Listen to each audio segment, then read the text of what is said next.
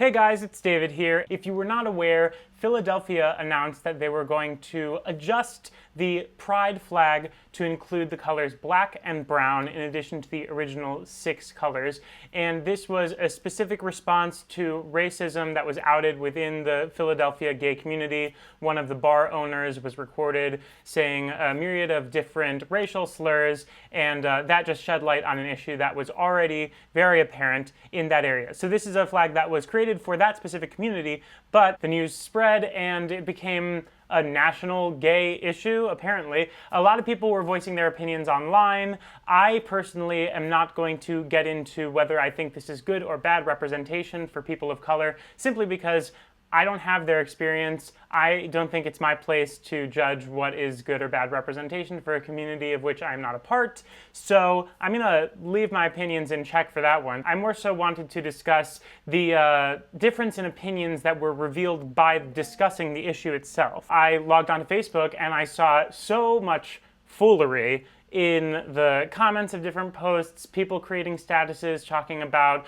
why do they have to make this a race issue, the original colors weren't representing blue people or yellow people, people just being completely dismissive and rude about the issue. It actually, in an ironic sense, revealed the very issue it was trying to address. So I just want to break down some bullshit, for lack of a better term, excuse my French, regarding a few of the different complaints coming from people who don't approve of this new modified flag. A lot of people's complaints about this alteration have to do with Gilbert Baker, who originally created the flag in 1978, and they talk about preserving the integrity of his original creation, that the flag was not originally intended to represent different races, and that injecting colors to represent race basically disrespected the memory of Gilbert Baker, who I should say did pass away earlier this year. So the first thing I want to say about this is, in a general sense, symbols can change with time. The gay community itself took the pink triangle that the Nazis created to target us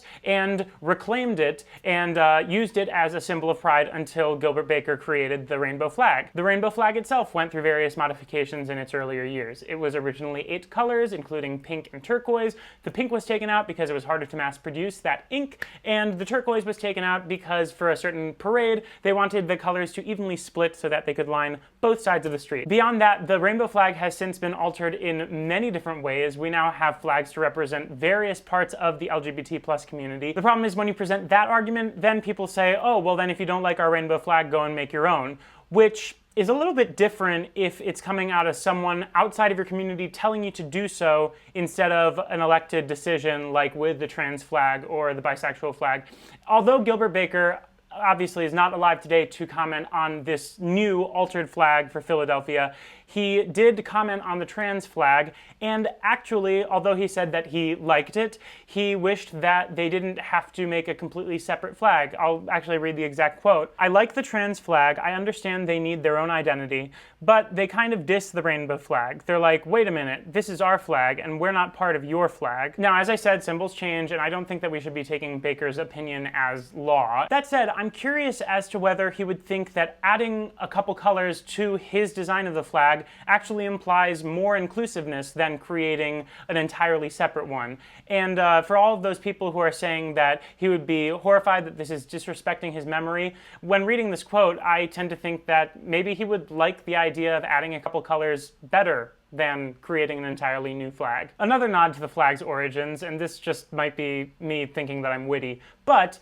Baker did say that the flag had ties to Judy Garland, who was a gay icon, and the song Somewhere Over the Rainbow, which, if you recall, is from the Wizard of Oz movie, which was famous for straddling the line between being a fully Technicolor movie and starting and ending in a sepia-toned black and white format.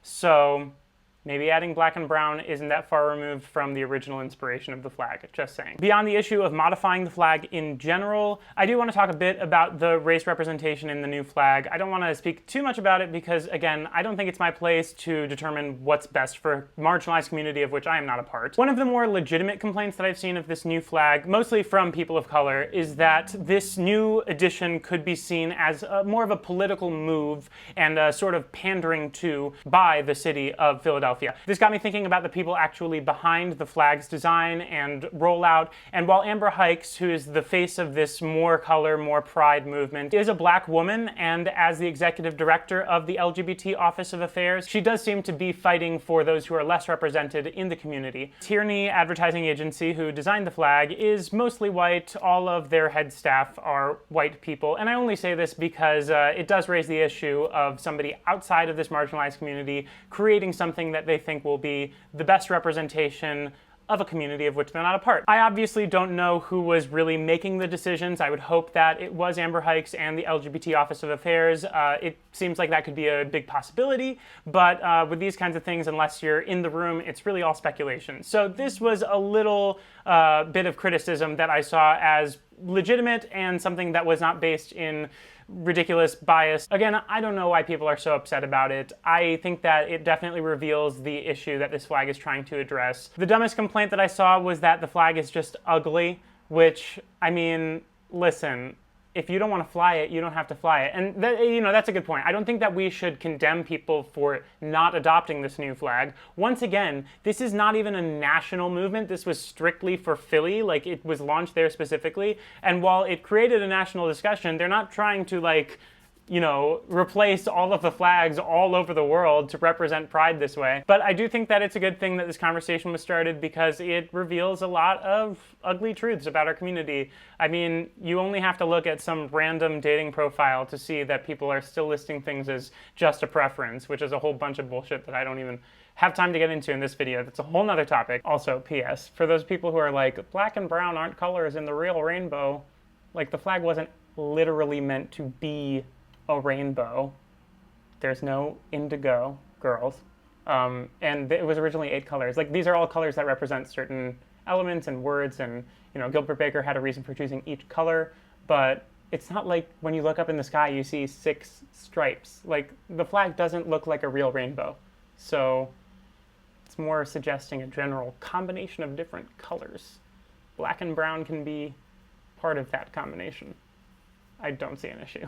Ultimately, I just think symbols change. If you think that the flag already represented a fully inclusive community, then clearly that was your experience, but that is not the experience of many who feel very excluded. So if this flag was originally supposed to welcome everybody, why is adding to it that much out of its character? I think if you guys want to fly the modified flag, be my guest. If you want to fly the original flag, it's not like I'm going to get angry about it. Overall, people should just be allowed to identify how they want to identify, whether that is identifying themselves, their own identities, or the identity of their community. Let people express themselves the way they want. That's like what this community is about. But that's just my opinion. I would love to hear your thoughts on this issue in the comments below. I'll leave a few resources in the info, which has links to some of the articles that I read. Happy Pride, love one another, please treat other people with respect and compassion. And other than that, I thank you guys for watching, and I will see you very soon. All right. Bye. Now everybody seems to be just fine, circling a line, but I just want somebody to call mine, a little romantic, with candles on the side, hearing you giggle, heavily breathe down your spine. Now I've gone through the chapters, the pages, and the scenes, but nobody ever completing this thing.